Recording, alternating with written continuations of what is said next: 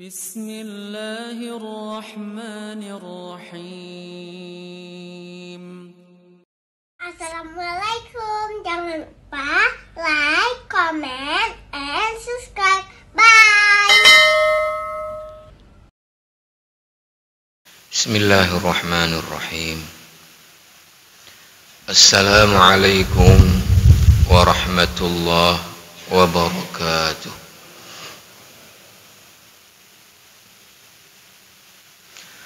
Alhamdulillahi rabbil alamin.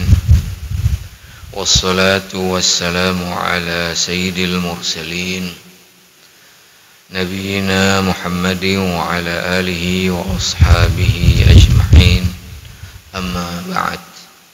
Ausikum wa iyaya nafsi bitaqwallah. Faqad fazal muttaqun wa khasiral fasiqun.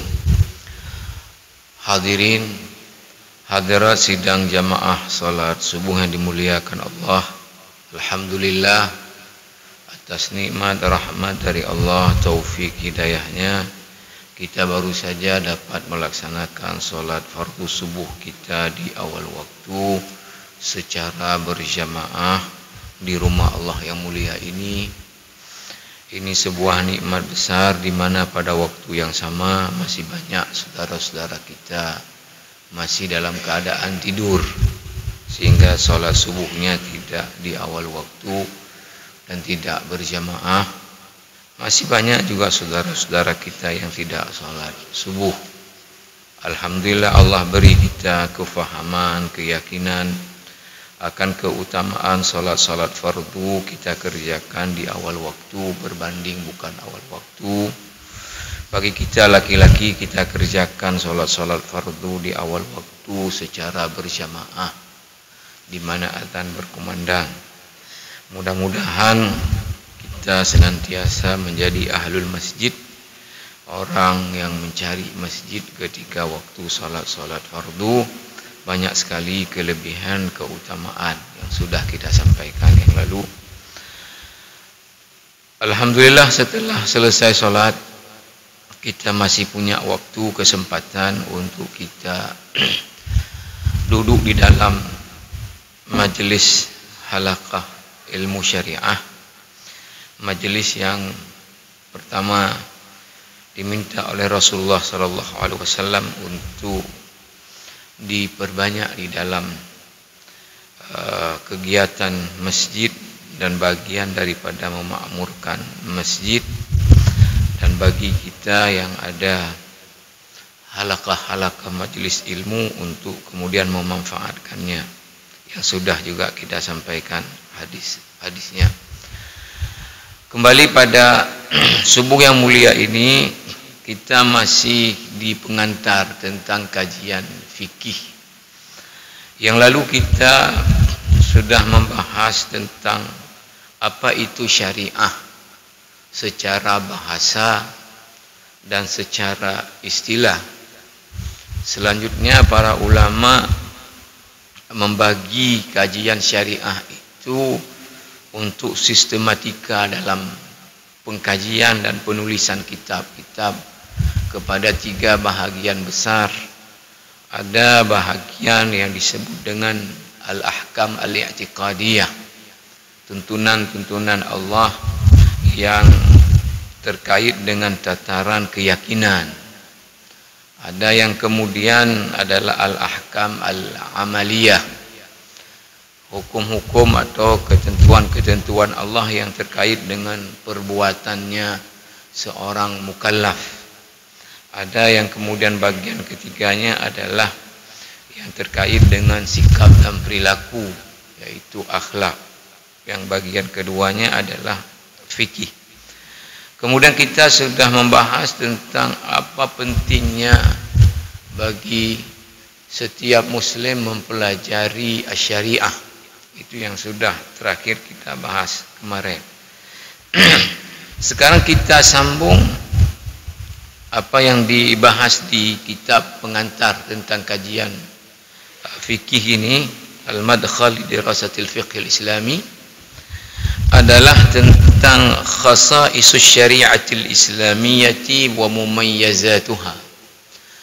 apa ciri daripada syariat Islam dan apa keunggulan-keunggulannya, kelebihan-kelebihannya. Asy-syari'atul Islamiyah sun'ullahil ladzi atqana kulla syai'. Syariat Islam adalah ciptaan Allah Subhanahu wa taala yang dalam menciptakan segala sesuatu itu dengan sempurna. Anzalahallahu ala safwati rusulihi wa khatami anbiya'ihi Muhammad ibn Abdullah, yang diturunkan syariat itu wahyunya melalui Nabi Muhammad sallallahu alaihi wasallam sebagai penutup para rasul, penutup para anbiya.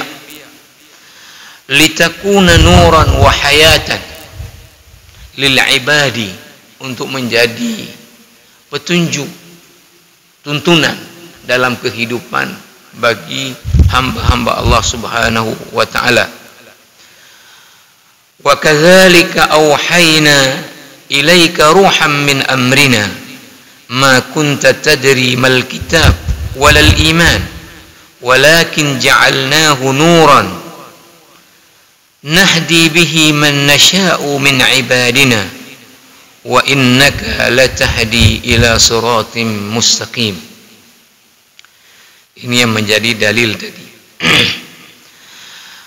Atammaha wa akmalaha wa bayyanaha wa awdahaha wa ja'alaha dinan lil ibadi ila yaumit tanad. Allah telah menyempurnakan syariatnya, dan Allah Subhanahu wa taala telah menjelaskan syariatnya dan menjadikannya sebagai agama bagi hambanya sampai hari akhir dari dunia ini. Fahiya mahasinu kulluha wa mumayyazatun jami'uha hudan wa nurun wa haqqun wa sawabun. Syariat itu semuanya adalah kebaikan, semuanya adalah kelebihan-kelebihan, petunjuk, cahaya, kebenaran. Wa khasaisuha wa mumayyazatuha akthar min an tuhsar. Keagungan, kelebihan daripada syariat ini luar biasa banyak, sehingga sulit untuk kemudian disebutkan berapa jumlah dan batasannya. Wa ashhar min an tuzkar, dan dia juga kalau dijelaskan oleh para ulama di berbagai kitab, maka sesungguhnya kelebihan syariat itu lebih dari apa yang dibahas oleh para ulama.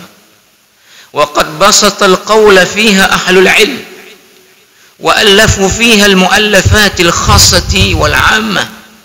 Para ulama telah membahas panjang lebar tentang kelebihan-kelebihan, kekhususan daripada syariat Islam ini di berbagai kitab-kitab yang mereka tulis. Di sini diberi footnote. Misal di antara kita yang menulis tentang ini adalah unzur ala sabilil misal. Sebagai contoh, itu lihat kepada kitab Khasaisus Syari'atil Islamiyah, ditulis oleh seorang ulama besar Al-Ashqar. Wal madkhal li dirasati Syari'atil Islamiyah lil Qardawi. Wa nadharat fi Syari'atil Islamiyah li Abdul Karim Zaidan. Ini sebagai contoh 3 kitab yang secara panjang lebar membahas tentang kelebihan-kelebihan karakteristik daripada syariat Islam. Maka kata pengarang ini, ya, beliau kemudian fadunaka bayan ahammiha mujazah fima yali. Saya akan menjelaskan secara ringkas apa kelebihan-kelebihan dan karakteristik daripada syariat Islam secara ringkas. Yang panjang lebar tadi di berbagai kitab yang dicontohkan 3 kitab tadi. Di antaranya adalah awalan, Syariatul Islam syariatun kamilatun khatimatun nasikhatun li jami'i syara'i as-samawiyyah as-sabiqah. Yang pertama adalah syariat Islam ini syariat yang sempurna, penutup dan penghapus terhadap seluruh syariat-syariat Allah yang diberikan kepada para rasulnya sebelum Nabi Muhammad sallallahu alaihi wasallam. Aghna Allah Ta'ala biha ummat Muhammadin amma nazala qablaha min syara'i'a wa kutub fala yahtajuna ma'aha ila syari'atin ukhra wa la yas'u an-nas jami'an illa al-iman biha wa ittiba'uha in aradu as-salamata wan najata. Maka sudah cukuplah bagi umat Nabi Muhammad dengan syariat Islam, tidak perlu lagi kepada syariat-syariat sebelumnya, karena syariat Islam adalah penyempurna daripada seluruh syariat-syariat Allah sebelumnya. Maka tinggallah bagi kita mengimaninya, mengikutinya kalau ingin selamat dunia dan akhirat. Yang kedua, thaniyan, syariatul Islami syariatun ilahiyatun rabbaniyatun min indillahi ta'ala alladhi khalaqal khalqa wa ya'lamu ma yuslihuhum wa yuhaqqiqu lahum as-sa'adata wal hayatal karimata wa ma yadfa' anhum ad-darara wal fasada fid darain. Yang kedua, ciri daripada syariat Islam itu adalah syariat yang sumbernya daripada Allah, yang ketentuan-ketentuannya adalah bersumber dari Allah Subhanahu wa taala, di mana Allah Subhanahu wa taala yang menciptakan makhluk. Allah lah yang paling paham tentang apa kemaslahatan daripada makhluk. Allah Subhanahu wa taala lah yang paling paham apa yang dapat memberikan kebahagiaan, kesejahteraan kepada makhluk-makhluknya, ya, terutama manusia ini, ya, bagi kehidupan mereka di dunia dan akhirat. Jamaah rahimakumullah, syariat Islam adalah syariat yang sumbernya adalah dari Allah Subhanahu wa taala. Kalau undang-undang, nah, itu sumbernya adalah pikiran manusia, ya, pikiran manusia. Maka nanti undang-undang, misal saja dalam konteks hukum pidana, antara dalam hal pelanggaran pidana yang sama, tapi bentuk hukumannya di Indonesia dengan Malaysia udah beda, dengan Singapura beda. Karena yang di Indonesia menurut pemikiran orang-orang Indonesia di dalam membuatnya, dalam hal ini ya diajukan pemerintah, kemudian dibahas dengan DPR, kemudian disetujui apa yang menurut mereka-mereka yang membuat ini. Dan biasanya juga katakanlah diminta pendapat dari para, ya, ahli, tapi tetap adalah sumbernya pikiran manusia. Maka terjadilah tadi di Indonesia beda hukum pidananya dalam kasus yang sama dengan di Malaysia, dengan di Singapura, dengan di tempat yang lain, karena buah pikiran daripada manusia. Sementara syariat Islam ini adalah sumbernya dari Allah Subhanahu wa taala. Allah lah yang menciptakan manusia, dan Allah lah yang tahu betul apa yang menjadi maslahahnya manusia ini untuk di dua kehidupan dunia dan akhirat. Thalithan, yang ketiga, syariatul Islam syariatun mahfuzatun ma'sumatun anil khata'i wal dhalali wat tahrif. Syariat Islam itu karakteristik yang ketiganya adalah syariat yang terpelihara dari salah, dari penyimpangan, dari salah, dari penyimpangan.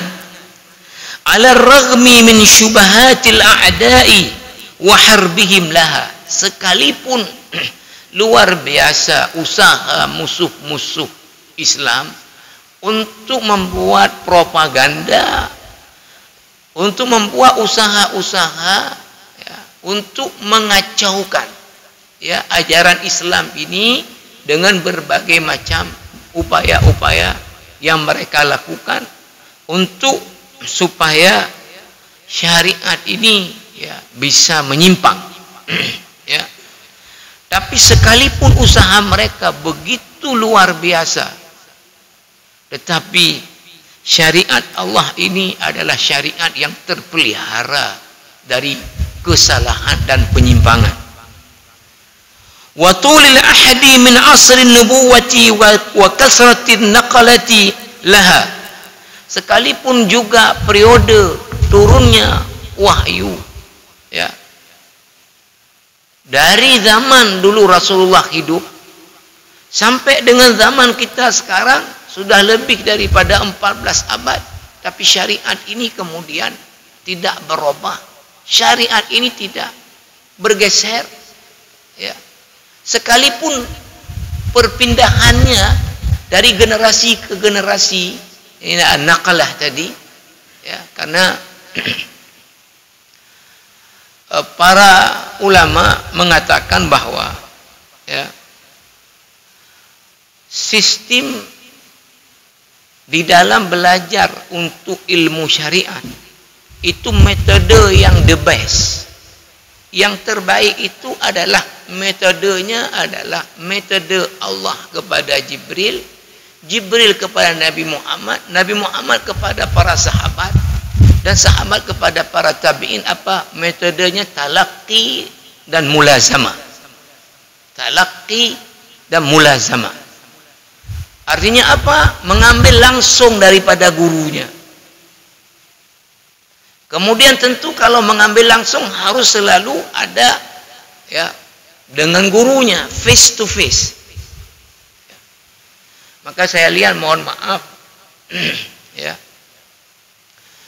salah satu menurut saya ini, dan ketika saya baca di kitab Syekh Abdurrahman Hassan Habannakih Al-Maidani, salah seorang ulama besar Suriah, saya baca biografi Syekh Dr. Ramadan Al-Buti, ini salah seorang ulama besar terkenal dalam dunia Islam, kelasnya Wahbah Az-Zuhaili di Suriah, itu murid daripada Syekh Abdurrahman Hassan Habannakih. Ketika dibuat biografi beliau, guru-gurunya, salah satu guru Syekh Ramadan Al-Buti itu Syekh Abdurrahman Hassan Habannakih Al-Maidani. Di dalam kitab beliau tentang kajian dakwah, apa beliau sebut? Satu tulisan beliau yang kalau menurut saya ya, kalau beliau datang ke kita kemudian lihat bagaimana kondisi misalnya untuk kajian keislaman, terutama misalnya di fakultas saya, beliau lebih terheran-heran lagi.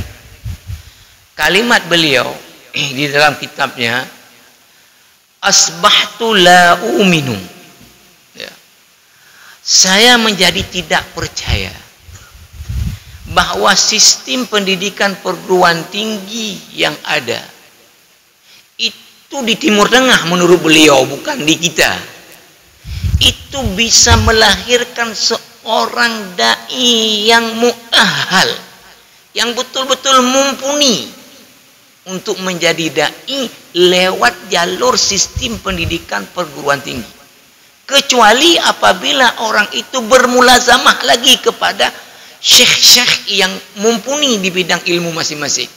Misalnya dia mulazamah untuk usul di syekh ahli usul, mulazamah di hadis di syekh ahli hadis, dia mulazamah di fikih kepada syekh ahli fikih. Nah,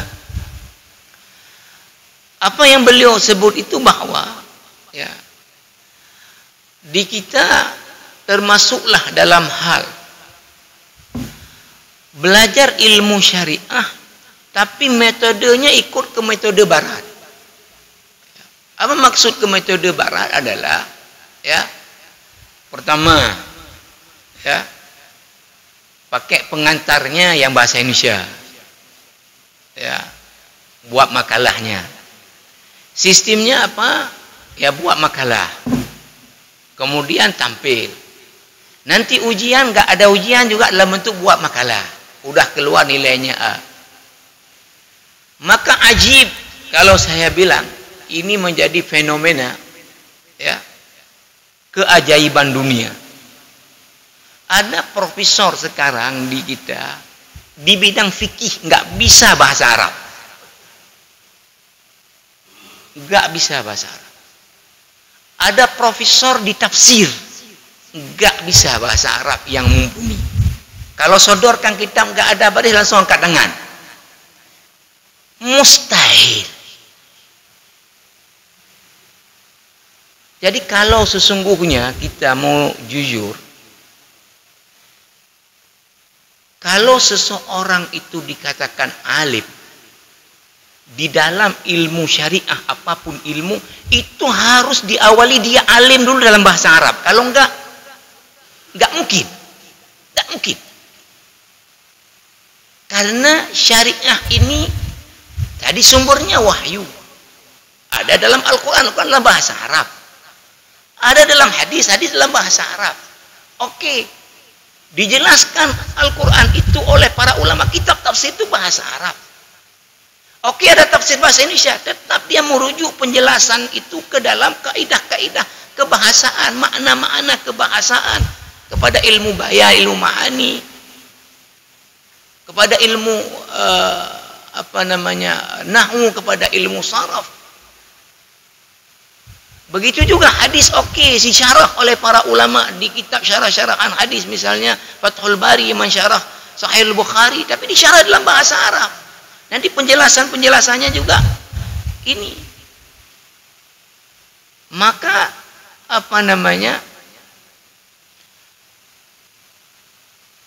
yang paling menarik apa?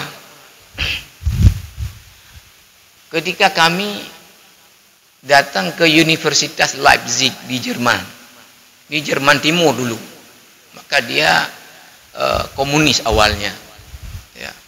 Di sana ada Universitas Leipzig, ada satu fakultas, memang fakultas orientalis. Dia sengaja dibuat, ya. Tapi ketika bertemu dengan kita, mereka mengatakan kami pelajari Islam itu untuk mengerti tentang Islam, lalu kemudian bisa saling menghormati. Tapi sesungguhnya awal daripada pendirian fakultas orientalis ini untuk mempelajari Islam, mencari lemahnya Islam itu di mana. Lalu kemudian menghantamlah di lemah-lemah itu. Nah, ya misal, ya mereka kritik, ya wahyu itu daripada Jibril ke Nabi Muhammad kepada para sahabat. Itu kalau manusia kan mesti ada yang tercecer. Ya, karena enggak ditulis, ya. Artinya Nabi Muhammad, ya, itu ketika menerima dari Jibril, ya, apalagi kemudian manansakh min ayatin au nunsiha, apa yang kami hapus atau kami lupakan, berarti jadi mereka pelajari mana dari ajaran-ajaran Islam ini ada celah untuk kemudian memasukkan keraguan kepada kaum muslimin. Itulah tujuan daripada sebetulnya kehadiran kajian tentang orientalis ini, ya. Tapi yang mau saya sampaikan apa? Dekan fakultas orientalis ini namanya Profesor Dr. Ebert, orang Jerman, ya. Dan kami datang khusus untuk melihat kayak mana mereka belajar bahasa Arab. Yang orang Jerman bahasa Arabnya mulai dari nol. Kalau kita kan sejak TPA udah mulai belajar bahasa Arab sedikit-sedikit. Mereka itu nol bahasa Arabnya. Bagaimana kemudian mereka bisa bahasa Arab dengan lancar? Jadi kami tujuannya itu. Nah, yang maksud saya sampaikan, apa kata Profesor Dr. Ebert? Beliau ini ya profesor di fikih. Ya, profesor di fikih. Dan yang kami lihat semuanya yang mengajar bahasa Arab di jurusan bahasa Arabnya itu yang orang Arab cuma satu, orang Palestina, yang lain semuanya orang Jerman non muslim. Ngajar nahwu, ngajar sorof, ngajar balaghah, ngajar terjemah, semuanya orang Jerman. Bahkan ya ketua jurusannya itu Profesor Dr. Schultz, orang Jerman, itu menulis kitab Qawaid al-Lughah al-Arabiyyah, ya. Dan saya dengar dipakai di UIN Yogyakarta kitab beliau ini. Nah, apa kata Profesor Dr. Ibert ini? Ya, yang saya terkejut kalimat beliau. Kata beliau, nahnu la na'tabiru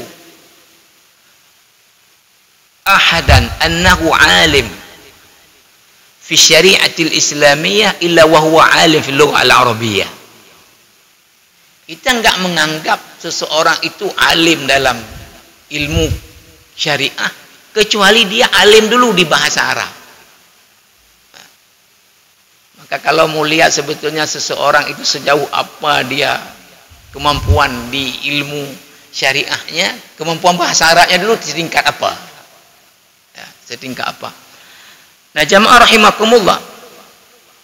Tadi yang saya sebut ya, kalau sistem talaqi ya seperti yang orang hafid Al-Quran,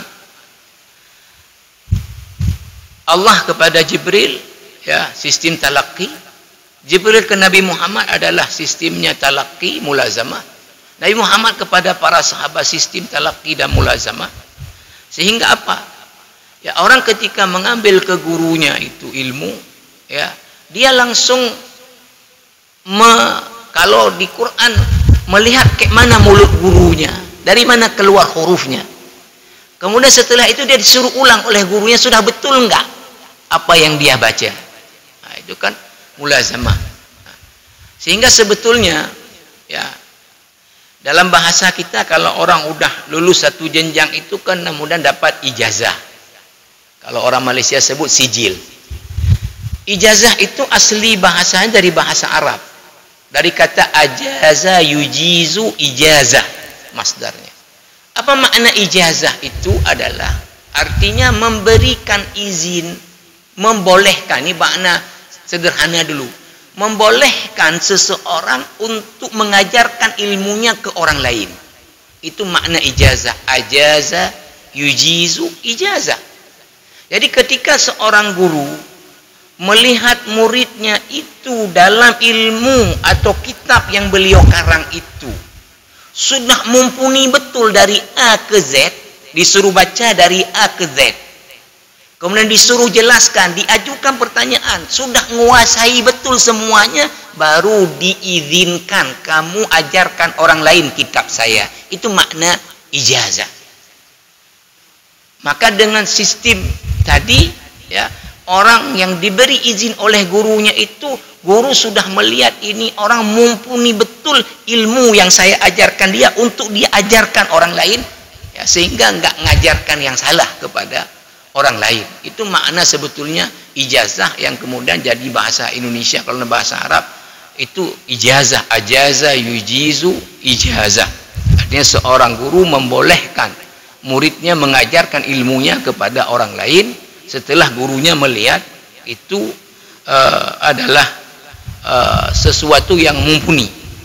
Nah, maka jamaah rahimakumullah, saya sebut tadi ya, ya saya misalnya mengajar di Fakultas Dakwah ya. Itu mahasiswa kan apapun jurusan memang betul nanti jurusannya manajemen dakwah, jurusannya nanti kesejahteraan masyarakat, jurusannya adalah penyiaran Islam, tetapi kan induknya adalah Fakultas Dakwah. Nah, nanti apa yang terjadi? Ya, saya perhatikan misalnya kalau diminta sebelum sidang skripsi kamu bacakan satu ayat tentang dakwah, nggak bisa satu pun. Satu hadis tentang dakwah nggak bisa satu pun. Jadi kan ajib mahasiswa alumni dakwah satu pun ayat tentang dakwah nggak tahu, satu pun hadis tentang dakwah nggak tahu. Ya. Tapi dia nanti bisa IPK-nya sudah 3,6. Ajib, ya ini ajib. Ya. Maka seperti saya sebut tadi ada di kita ya profesor di fikih nggak bisa bahasa Arab. Ini keajaiban dunia. keajaiban dunia. Ya. Kalau di Timur Tengah, ya di Arab, ini ada guru kita yang pernah artinya di Mesir, di Sudan. Kalau seseorang disebut profesor dia, ya, al-ustaz, ad-doktor di tafsir, itu mungkin hampir semua kitab tafsir sudah dibaca. Kalau kita ajukan pertanyaan tentang isi kandungan Al-Quran ini, maknanya apa sebab nuzulnya, ini apa, enggak buka kitab. Enggak buka kitab. Enggak buka kitab. Ya, kalau orang kita, kalau misalnya profesor di apa, kita tanya, tunggu dulu nanti. Ya. Atau kalau sekarang tanya ke Syekh Google. Ke Chat GPT atau ke Syekh Google. Baik jamaah rahimakumullah. Di sini disebutkan tadi, sekalipun syariat Islam ini dari zaman turunnya dulu, ya, sampai sekarang itu sudah berpindah dari generasi ke generasi. Sistemnya adalah sistem talaqi, awalnya sebelum itu ditulis, ya, tetapi ya, padahal kan berpindah lisan ke lisan, ya, tapi dengan begitu juga terpelihara daripada penyimpangan dan kesalahan. Terima kasih.